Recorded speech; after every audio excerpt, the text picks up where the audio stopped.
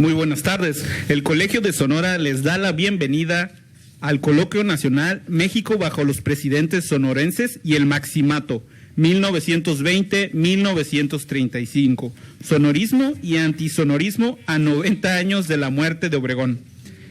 Continuando con las actividades de este Coloquio Nacional, tenemos la presentación del libro El orden social y político en zonas de frontera del septentrión novohispano y mexicano. En el presidium nos acompañan esta tarde como moderadora la doctora Ana Isabel Grijalva del Colegio de Sonora. Como comentaristas está la doctora Esther Padilla Calderón, profesora e investigadora del Colegio de Sonora, y el doctor Aarón Grajeda de la Universidad de Sonora. Y por supuesto, el coordinador José Marcos Medina, profesor investigador del Colegio de Sonora. Antes de proceder con los comentarios, tendremos un video alusivo al tema.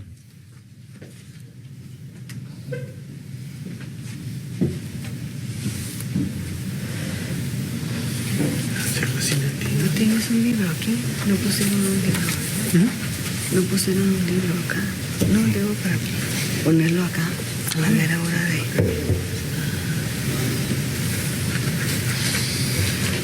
Así. No. Gracias. ¿Lo ocupas? Lo sé de memoria. Ah, mira, este está mucho. Bueno, creo que... Ahí está inglés. Eso suele suceder. Sí. Vamos a hacer algo. ¿Y qué pasa? Eso está bueno para redes. Bueno, por algunos problemas técnicos pasaremos el video al terminar. Cedemos la palabra a la doctora Ana Isabel. Adelante. Muy bien, buenas tardes. Hoy, este día, vamos a celebrar el fruto del trabajo coordinado por el doctor Marcos Medina Bustos. El libro El orden social y político en zonas de frontera del septentrión novohispano y mexicano, siglos XVI y XX, coordinado por José Marcos Medina, publicado el presente año en el 2018. Esta tarde nos acompaña la doctora Esther Padilla, que presentará este libro, así también como el doctor Aarón Grajeda Bustamante. Le damos la palabra, primero le voy a hacer la palabra a la doctora Esther Padilla, pero antes quiero mencionar que la doctora Esther es doctora en Ciencias Sociales por el Colegio de Sonora, con especialidad en Historia Regional. Es profesora investigadora en el Centro de Estudios Históricos de Región y Frontera de esta institución. Su experiencia en investigación está relacionada con usos y confrontaciones sociales en torno al agua y la tierra de la primera mitad del siglo XX. Pertenece al Sistema Nacional de Investigadores Nivel 1 y es miembro de la Red Internacional Waterland Governance y una red de docencia, investigación e intervención intertransdisciplinaria abocada al tema de la política y la gestión del agua. Ha publicado en el ámbito nacional e internacional. Recientemente le fue aprobado por CONACYT un proyecto de investigación histórica sobre nuestro estado en torno a la aprobación y uso social de recursos naturales que involucra la territorialidad de toda la cuenca del río Bavispe y abarca un periodo que transcurre entre el porfiriato y el cardenismo. Tiene la palabra la doctora Padilla. Ok. Bueno, después del video. Okay.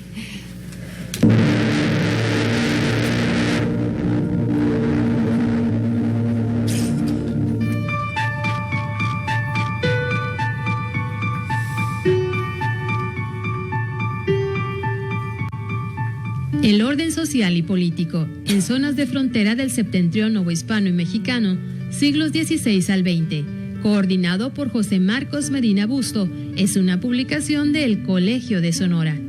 Es un libro colectivo conformado por 10 capítulos, escritos por especialistas en la historia de zonas de frontera del norte y noroeste de México.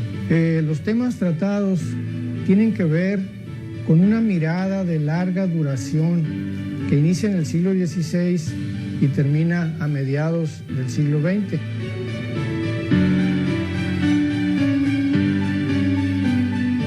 Los capítulos de este libro se interesan de manera especial en los grupos indígenas. En el siglo XVI se aborda el caso de los huachichiles que habitaron el Gran Tunal. Se estudian grupos indígenas del Bolsón de Mapimí, habitado por indígenas como los cocoyomes, los coahuileños. Y finalmente tendremos a grupos indígenas propios de Sonora como yaquis, mayos, seris y ópatas. Los capítulos que conforman este libro colectivo analizan el orden social y político de diferentes territorios del septentrión novohispano y mexicano, los cuales se caracterizaron en diferentes momentos por ser zonas de frontera en las que la mercancía hispánica y luego el Estado Nacional no lograban imponer su dominio de manera contundente, tanto sobre el territorio como sobre los grupos indígenas, originándose dinámicas de larga duración que dejaron en los pobladores el establecimiento de relaciones violentas o de colaboración, que moldearon a ambas sociedades en función de sus intereses particulares. Será hasta fines del siglo XIX y principios del XX cuando el Estado mexicano tendrá la capacidad para hacer sentir e imponer su orden social y político. Puede ser leído por el público en general.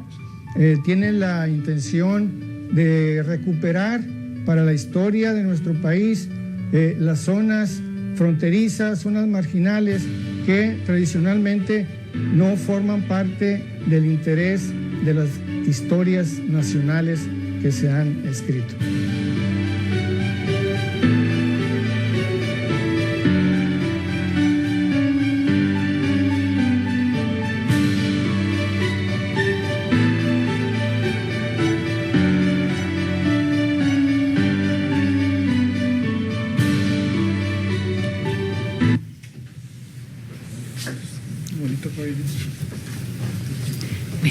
Muy bien. Bien, bueno, voy a iniciar los comentarios.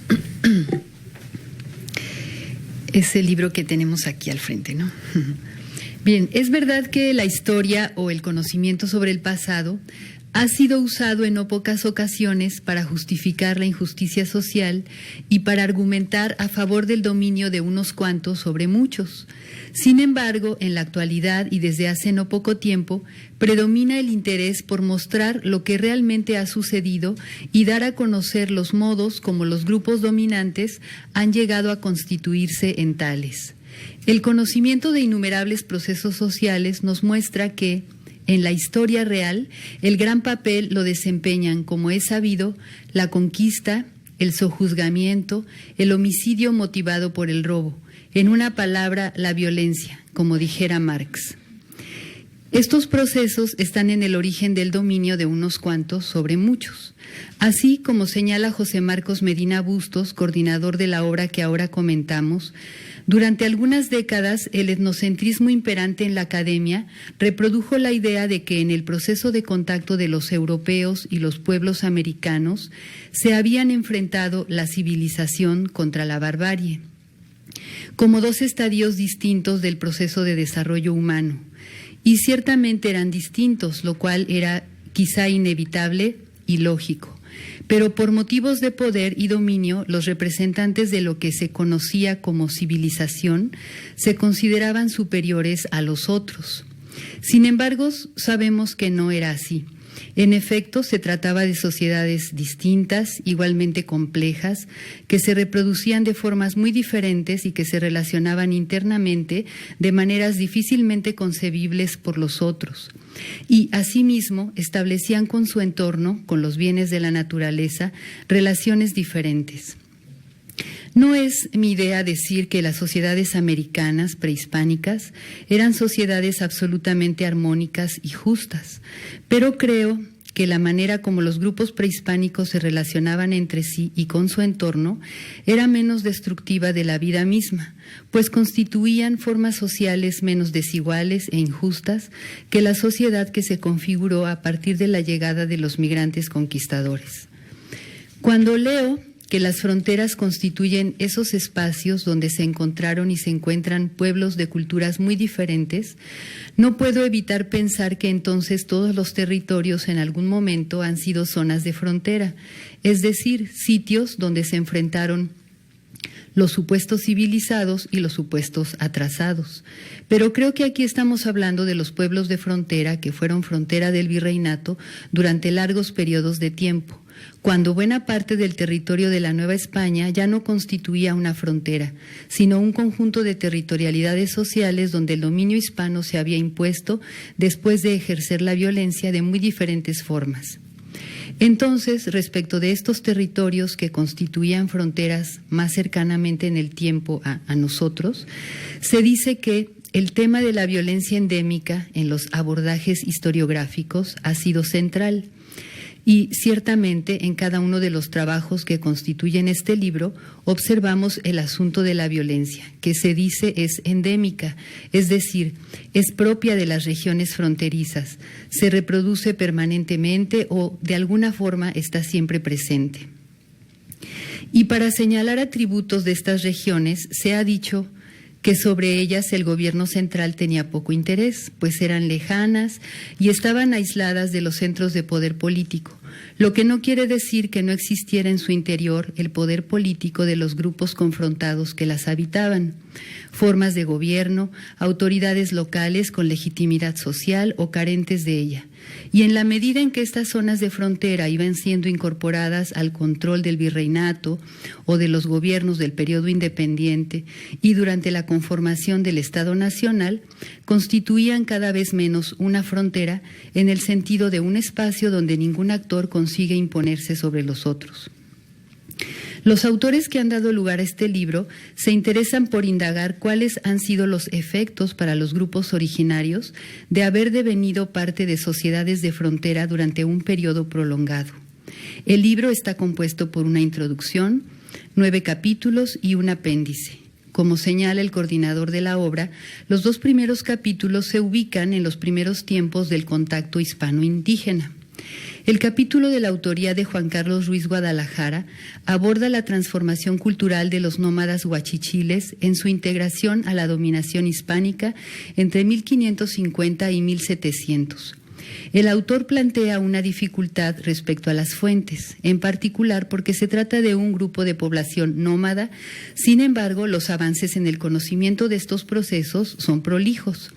Los huachichiles fueron uno de los grupos nómadas denominados chichimecas. Habitaron en un altiplano predominantemente semidesértico con una extraordinaria biodiversidad que fue bien aprovechada por ellos y que en función de estos recursos tenían importantes relaciones de intercambio con otros grupos, tanto nómadas como seminómadas e incluso sedentarios como los otomís. Como señala el autor, es un error pensar que una frontera impermeable dividía tajantemente el mundo agrícola mesoamericano del universo de los cazadores-recolectores chichimecas. En el proceso de transformación cultural de los huachichiles nómadas en huachichiles novohispanos, intervinieron diversos procesos relativos a la implantación del régimen hispánico, tales como la colonización mediante la migración de familias tlaxcaltecas, la implantación del modelo de República de Indios, el desarrollo de la minería y la ganadería, cuyos impactos ambientales son definitivos. La sedentarización es uno de los efectos más importantes. Sin embargo, como parte de su resistencia ante la dominación hispana, los huachichiles adaptaron sus propias técnicas de explotación de recursos a su nueva condición sedentaria y se desempeñaron como agricultores de bajo nivel mientras continuaban practicando la recolección y la caza menor en el desierto con arcos y flechas como antaño y sosteniendo sus ciclos de colecta y consumo de tunas en el Gran Tunal. A través del capítulo se puede advertir la desintegración de la territorialidad huachichil, supuestamente bárbara, en medio de procesos envueltos en violencia generada por los bárbaros hispanos. También el capítulo que ha escrito Chantal Kramausel da cuenta de un proceso de extinción, en su caso, de la vida social construida por los grupos indígenas que habitaron el bolsón de Mapimí como parte del proceso de conquista. La esclavitud y las deportaciones fueron respuestas comunes ante la fuga de los indígenas y sus ataques a los invasores. La colonización se dificultó ante la ausencia de indios sedentarios, pero los migrantes conquistadores encontraron la forma de dominar el territorio. Una estrategia nodal fue la constitución de alianzas con grupos indígenas para obtener su apoyo como auxiliares del ejército y así enfrentar en mejores condiciones a los indígenas rebeldes. Señala Kramausel que para combatir a tantos rebeldes fue imprescindible una nutrida participación de indios en las campañas. La denominación indios amigos, que es utilizada y se usó durante la colonia, parece poco adecuada. Considero que la de indios auxiliares es más apegada a la realidad. Es absurdo pensar que fueran algo parecido a amigos, pues en buena medida, al menos en el bolsón de Mapimí, los indios auxiliares habían sido reclutados por la fuerza. La misma autora parece cuestionar el apelativo de indios amigos cuando señala la prudencia de cuestionar las alianzas entre conquistadores e indígenas cuando estos habían sido apenas reducidos y no conquistados completamente.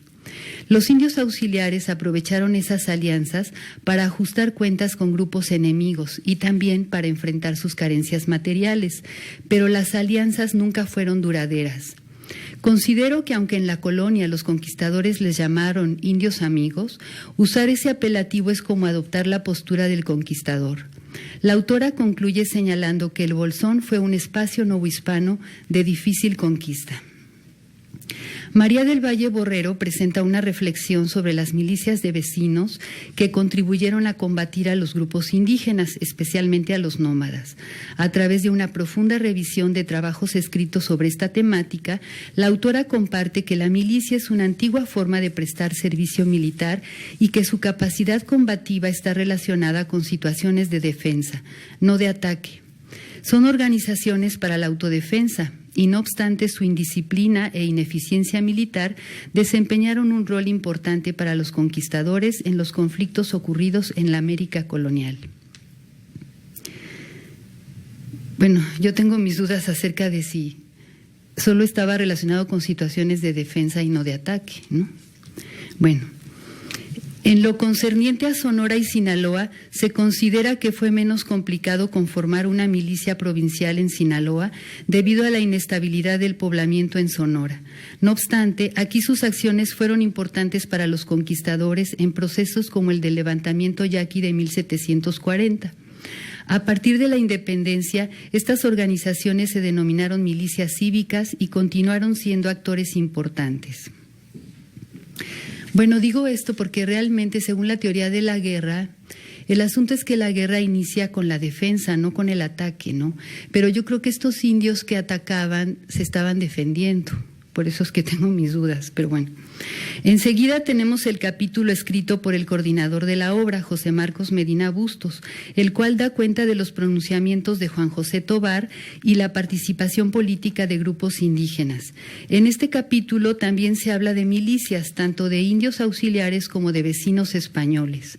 Los pronunciamientos de Tovar, a través de los cuales demanda cambios políticos por medio de las armas, ocurren en el comienzo de un ciclo de inconformidad indígena y en un contexto de conflictos entre facciones políticas de no indios sonorenses.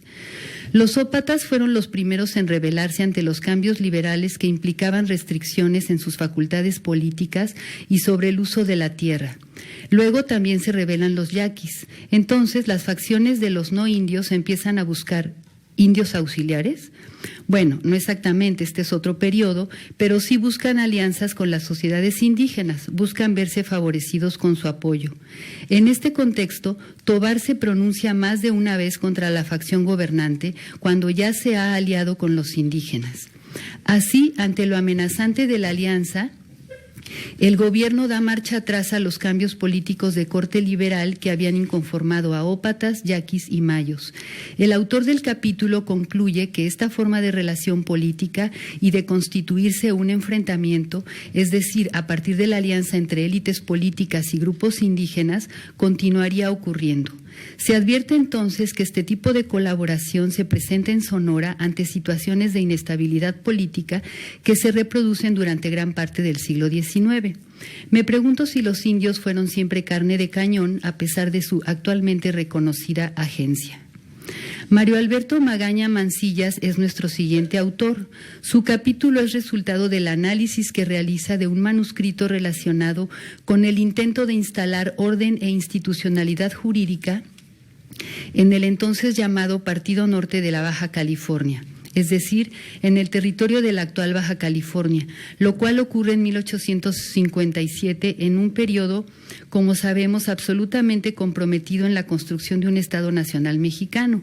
Así, mediante su análisis, el autor advierte que el documento y el contexto en el que éste circula revelan las condiciones de una región periférica inserta en el arduo proceso de búsqueda de una solución para normar finalmente la vida política del territorio.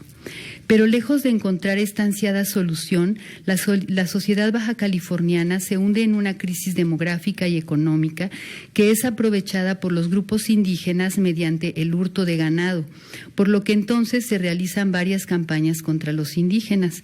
El autor comparte que en el México del siglo XIX, todas las regiones donde la autoridad se debilitó o desapareció temporalmente, los grupos indígenas recuperaron o intentaron recuperar parte de su poder político y demostraron su capacidad para realizar actos considerados delitos por la gente de razón, entre comillas. Esto es justamente de lo que dan cuenta varios de los trabajos del volumen. Ignacio Almada es el autor del siguiente capítulo y en él se centra en reflexionar sobre el orden social y político que se impone a partir de 1886 en el Valle del Mayo, señalando que el ejército, el ferrocarril y la tecnología hidráulica fueron importantes en la instalación de un orden social. De acuerdo con Vega, 2011, señala que los cambios ocurridos en el Valle tuvieron como consecuencia transformar a Sonora en una región exportadora vinculada a los Estados Unidos. Da cuenta de los levantamientos Mayo de 1875, 1886, 1892, así como de la represión gubernamental que tuvo efectos sensibles en la reproducción de las autoridades civiles y militares de los mayos y también en su vida religiosa. Con base en Aguilar, Lorenzana y García y Alba, señala el impacto de la tecnología hidráulica en el Valle. También apunta cómo la llegada de instancias de gobierno como el Ejército Federal y la Comisión Geográfico Exploradora impactaron el Valle del Mayo, pacificándolo y contribuyendo a su desarrollo económico. Concluye señalando que las que llama poco más o menos paradojas del progreso, tales como la pérdida de autonomía económica y política de los sectores dominantes del Valle. Bueno, lo que considero ocurre finalmente con las llamadas zonas de frontera. El siguiente capítulo es de la autoría de Laura Shelton. Su trabajo incorpora la perspectiva de género, pues trata acerca de cómo y por qué el trabajo de las parteras pasó de ser una cuestión de mujeres a ser parte del interés gubernamental. La autora compara los procesos de modernización de la medicina en Sonora y Nuevo León y señala que este proceso fue más lento en el caso de Sonora, mientras que Nuevo León tiene una de las escuelas de medicina más antiguas de México, fundada en 1859. En la que la obstetricia y la formación de parteras fueron parte importante del programa, aunque ahí solo pudieron estudiar mujeres que habitaban en las cercanías de Monterrey. Las demás continuaron aprendiendo la práctica de la partería tradicional. En conclusión, la autora señala que tanto en Nuevo León como en Sonora, los funcionarios estatales aspiraron a intervenir en la práctica médica desde mediados del 19. En Nuevo León, un grupo de médicos y notables tuvo condiciones para crear instituciones que atendieron la salud pública desde 1850 y en Sonora los esfuerzos para profesionalizar la medicina llegaron en forma de política nacional en la década de 1930. Por lo que en Sonora se puede observar la práctica médica desde fuera del poder estatal. Ambos estados del país tienen una rica herencia en medicina tradicional que afortunadamente no ha desaparecido. Ana Luz Ramírez Zavala ha escrito un capítulo sobre los Comcaac o seris y los agentes culturales que intervinieron en procesos de cambio sociocultural entre este grupo. Como se sabe, habitan en la región costera y desértica de Sonora y su residencia fue de tipo nómada estacional hasta avanzado el siglo XX, siendo la pesca su principal actividad económica. Como parte del violento proceso de integración a los diferentes órdenes sociales dominantes en diferentes momentos, los seris han sido perseguidos, deportados, explotados, con la idea de obligarlos a modificar sus patrones socioculturales y aprovechar su fuerza de trabajo, como en el caso de otros grupos indígenas. La autora señala que antes del siglo XX, los programas de cambio cultural dirigidos a los Comcaac se reducen básicamente a la fallida organización en pueblos de misión. En la segunda mitad del siglo XX se incorporan a la comercialización de pescado y constituyen una cooperativa pesquera. Entonces también se observan modificaciones en su dieta, cambios en el uso de materiales para la construcción de sus viviendas, crecimiento de su población y la producción y venta de artesanías. El ranchero Roberto Thompson y el joven Jesús Solórzano fueron importantes intermediarios o cultural brokers entre la población indígena seri e instancias gubernamentales. El rol desempeñado por ambos tuvo efectos tanto positivos como negativos para este grupo étnico, aunque los Comcaac depositaron su confianza en ambos personajes durante un largo periodo de tiempo. Considero que fue mejor para los seris contar con estos intermediarios que haberse enfrentado solos a los sátrapas que a lo largo de la historia han ideado formas de aprovechar la fragilidad sociopolítica de estos seres humanos. Antes del apéndice, el último capítulo, de la autoría de Raquel Padilla, da cuenta en un primer momento de la vida y obra de importantes líderes yaquis a lo largo del tiempo en su lucha por la conservación del control sobre su territorio ancestral. Así podemos leer acerca de las cualidades de líderes como Juan Calixto y Bernabé Basoritemea, Juan Ignacio Jusacamea, Mateo Marquín, José María Leiva Cajeme, Juan Maldonado Tetaviate, Dolores Islas, Cibalaume, Jesús Raju. Todos ellos tenían, señala la autora, de acuerdo con sus colaboradores, el don del carisma, que radica en diferentes cualidades manifiestas por ellos, tales como el poder de convencimiento por medio de la palabra, el ingenio militar, la valentía. Finalmente, la autora se centra en la figura de Sebastián González, capitán Coyote, recordado por sus gestiones sobre la definición de los linderos del territorio yaqui y por su valentía, para quien en la defensa de la tribu todo era válido. Pareciera que en la cultura yaqui el heroísmo como la heroicidad están presentes. Llegamos finalmente al apéndice. Se trata de un texto muy rico escrito por Ingrid de Jong con el objetivo de mostrar los avances hechos por la etnohistoria tanto chilena como argentina. Entonces, ¿por qué cerrar el volumen con este texto? Bueno, las razones pueden ser múltiples. Una de ellas pudiera ser porque el texto ofrece una síntesis de las perspectivas, los métodos, los marcos conceptuales, los hallazgos empíricos, los logros alcanzados por la etnohistoria de una zona de frontera conformada por la Araucanía, las Pampas y la Norpatagonia en un amplio periodo. Por lo tanto, señala cambios y logros fundamentales que invitan a voltear a ver lo realizado hasta el momento en otras latitudes de frontera, como la que ha constituido el actual norte mexicano. Yo considero que este volumen, compuesto, como dije, por la introducción, 9 capítulos y el apéndice, es una muestra de la determinación que aquí existe para avanzar con buena dirección. Y les invito a leer este trabajo, es muy, muy bueno, muy bueno. Es todo. Gracias. Gracias.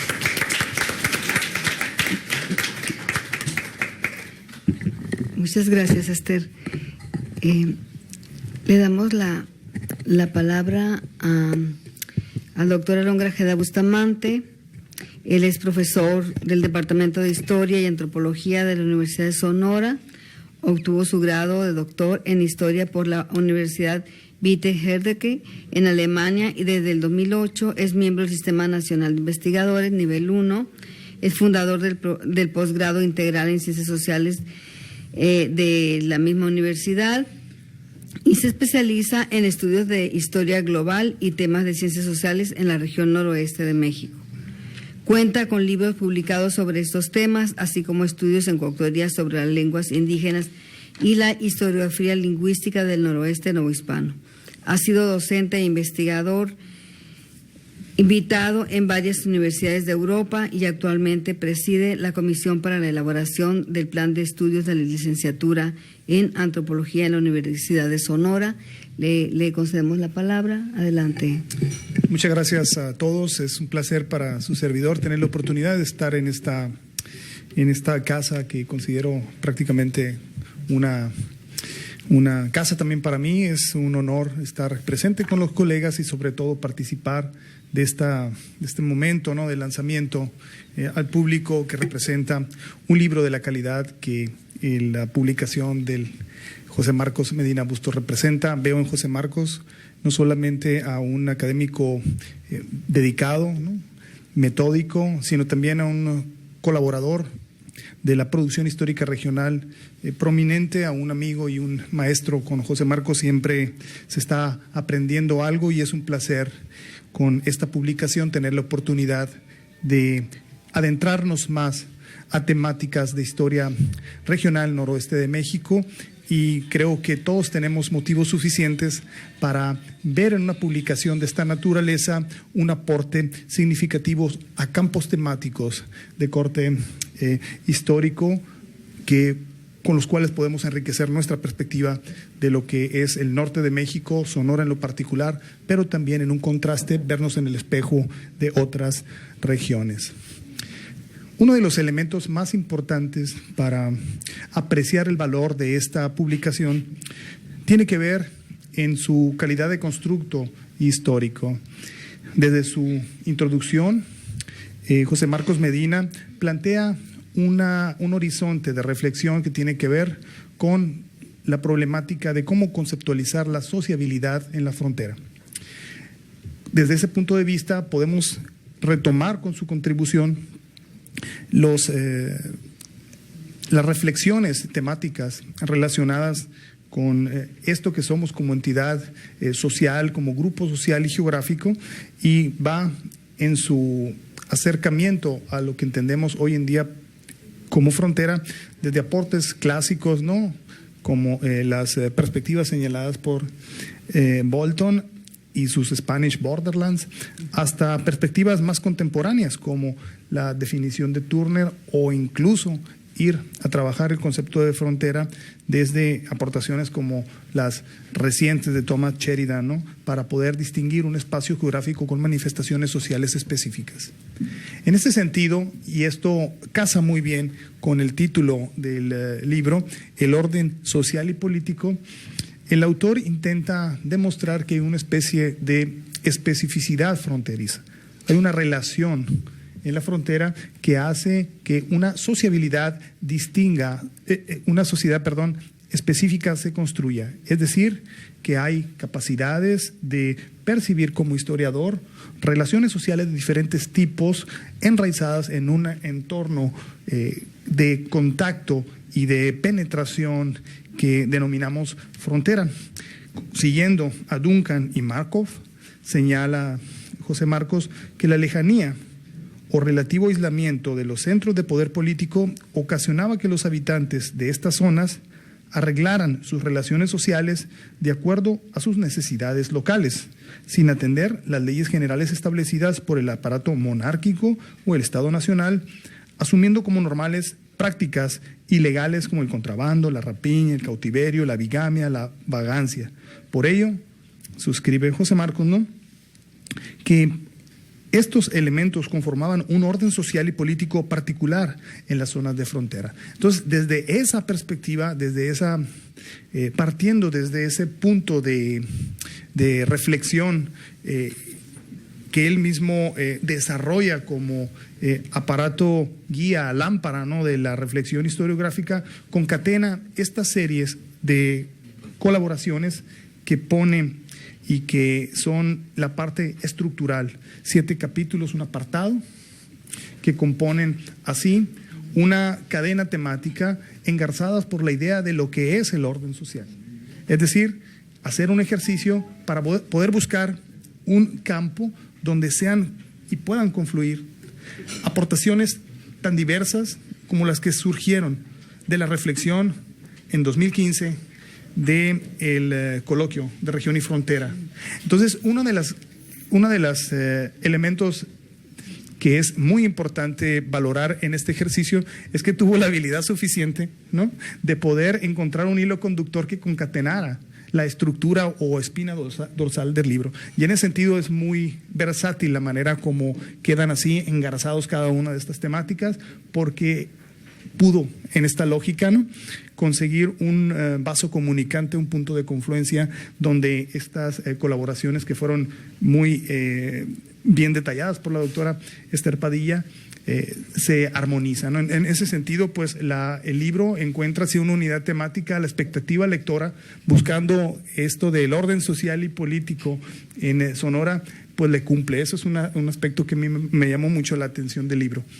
Otro aspecto que llama mucho la atención del libro es que, en cierta medida, el libro también es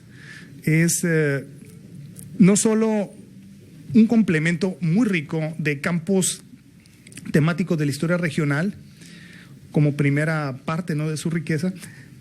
Otro de los aspectos que a mí en lo particular me llamó mucho la atención es que es un libro que también aventura una serie de reflexiones que lo dejan a uno pensando, ¿no?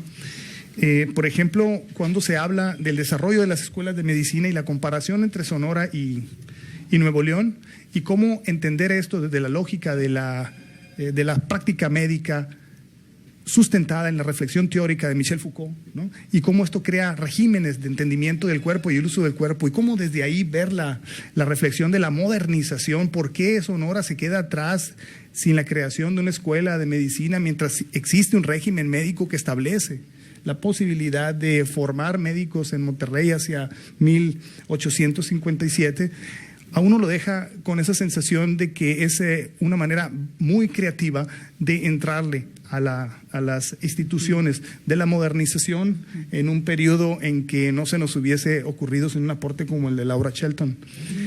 Otro aporte que es muy provocador y lo deja uno también muy en la reflexión es el aporte del doctor Ignacio Almada, ¿no?, donde habla acerca de la posibilidad de existencia de fronteras internas, ¿no?, en el Mayo, y cómo estas fronteras internas podemos verla no desde la lógica regional, sino de los procesos de modernización del centro del país, en el que encuentra resistencias para esta modernización con la organización de las comunidades étnicas, y cómo hay una concatenación que va a ser posible, ¿no?, de intereses, que hace posible que haya resistencias en el Mayo como hay diferente resistencia en el Yaqui, y en ese sentido cómo las fronteras internas de un estado como Sonora, particularmente en el Mayo, permite el desarrollo de una industria, del avance de la propiedad particular, que va desplazando a las comunidades indígenas, cosa que tiene un carácter diferenciado en el Yaqui, que hace que esa frontera interna se mantenga en contraste con lo que sucede en el Mayo. Entonces se queda uno con esas reflexiones que yo considero que son una reflexión normada, históricamente sustentadas, metodológicas, y que considero, de mi punto de vista, una manera creativa de evaluar procesos que históricamente uno pudiera entender como que en su constitución estructural, como periodo histórico, como espacio histórico, ya los teníamos entendidos, ¿no? En ese sentido, es otro de los aportes, ¿no?, que viene en la obra. Por eso considero que esta, ¿no?, junto con nuevos actores, nuevos protagonistas, el trabajo de Ana Luz Ramírez tiene nuevos protagonistas también para entender la lógica del funcionamiento, ¿no?, de la comunidad CONCAC. Lo mismo sucede también con el trabajo de Raquel Padilla Ramos, ¿no?, en la búsqueda de observación de actores subalternos, ¿no?, en los procesos de resistencia en la comunidad yaqui. Todos esos elementos permiten con mucha certeza, por ponerlo en estos términos, decir que la contribución es un rico aporte para quienes trabajamos en la investigación, pero también quienes queremos proponer vías distintas de abordar temáticas temporales, temáticas espaciales, como cuando trabajamos en el aula, ¿no?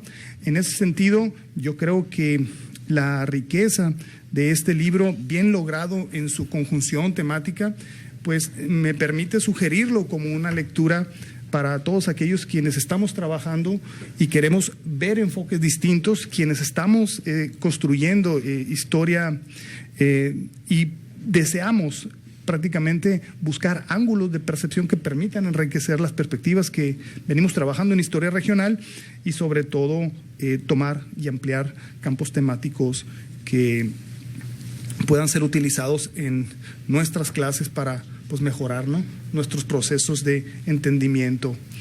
Una de las cosas que me llamó por último también la atención en el ejercicio es que en alguna de las aportaciones disloca mucho el enfoque regional, tratando de superar esta visión centro-periferia, ¿no?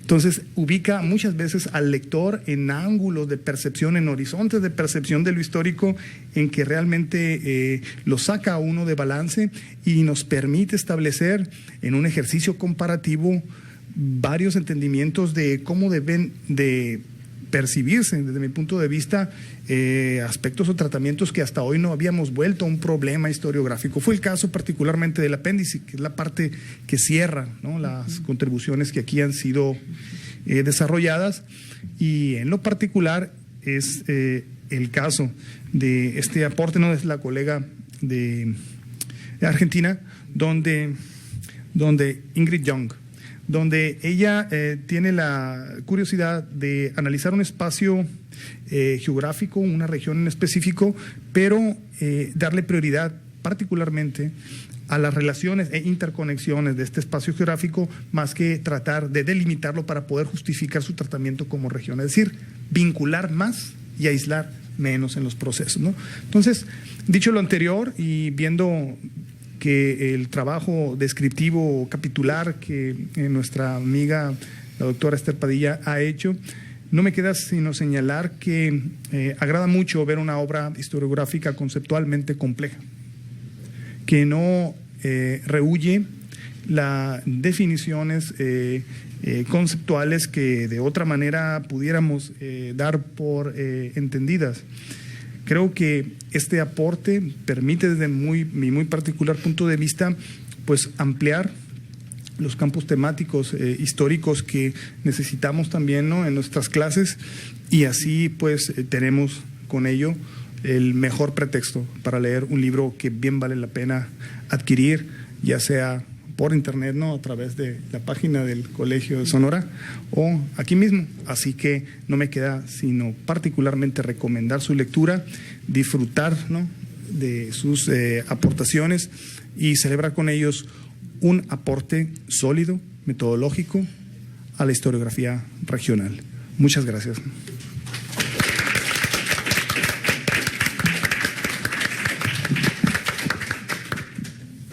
Muchas gracias, Aarón. Antes de conceder la palabra al doctor Medina, coordinador de este libro, me gustaría comentar que es profesor investigador del Colegio de Sonora, miembro del Sistema Nacional de Investigadores Nivel 1, es parte de la Red Nacional de Historia Demográfica, de la Red de Estudios de Régimen y Subdelegados en la América Borbónica y de la Red de Estudios Históricos del Noroeste de México.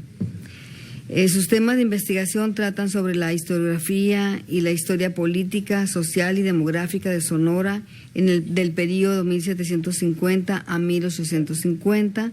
Entre sus últimas publicaciones se encuentran Colección de Decretos del Estado Libre de Occidente, 1824-1831, publicado recientemente el 2017.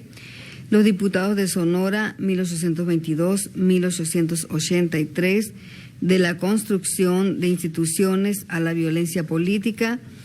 30 esbozos biográficos, volumen 1, publicado en el 2017.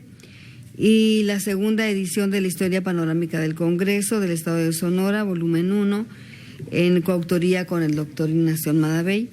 Tiene la palabra el coordinador. Bien, a mí como coordinador, prácticamente a estas alturas nada más me queda repartir muchos agradecimientos. En primer lugar, quiero agradecer la lectura tan minuciosa, tan reflexiva que han hecho los comentaristas. Por experiencia sé que presentar un libro colectivo no es fácil, ¿verdad? O sea, un libro de autor único con un tema que tiene un principio y un fin, un desarrollo, pues es relativamente más fácil, ¿no? En cambio, los libros colectivos que están integrados por colaboraciones de autores diversos, que tratan temas diversos, espacios diversos, tiempos diversos, sí es más difícil, digamos, hacer una presentación. Y en ese sentido yo les agradezco realmente a la doctora Esther Padilla y al doctor Aarón Grajeda, pues su disposición, el apoyo.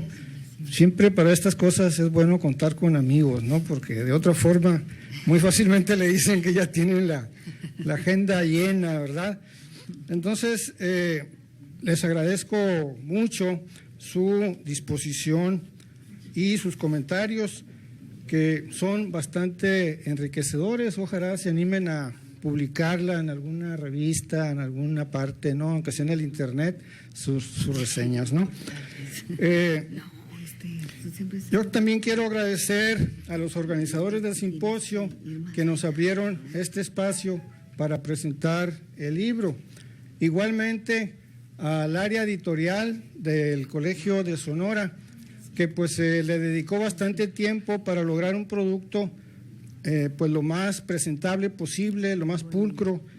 En particular, a mí yo agregaría a los comentarios de los presentadores que esta foto es una foto muy buena, ¿no?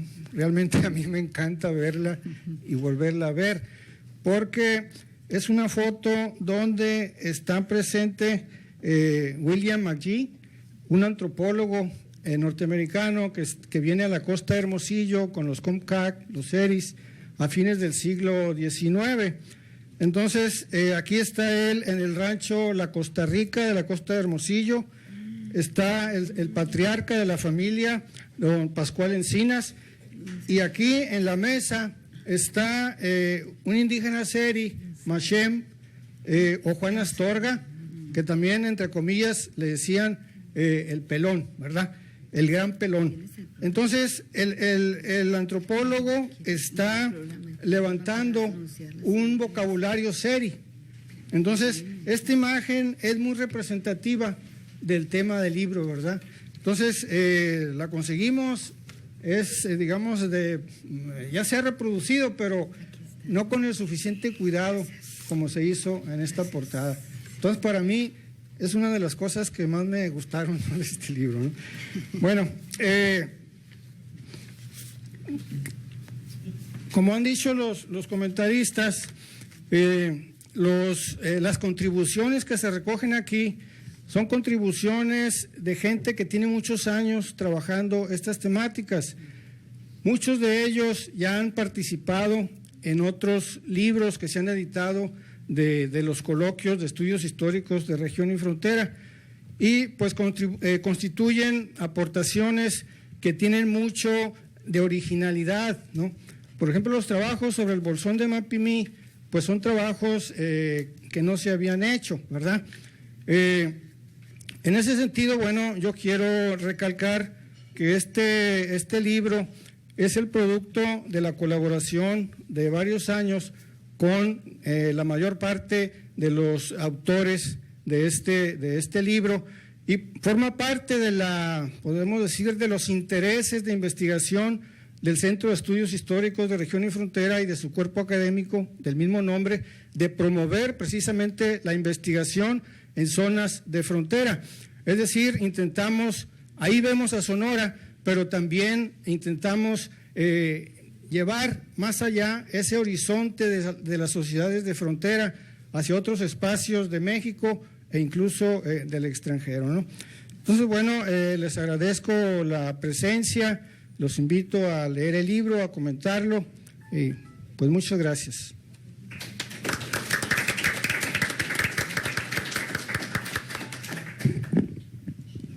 Muchas gracias por acompañarnos. Creo que por respeto a ustedes mismos y a los ponentes de la siguiente mesa, que será la mesa 3, Historia Política y Social 1920-1935, que sigue a continuación presentar. Entonces, damos por concluida la presentación de este libro.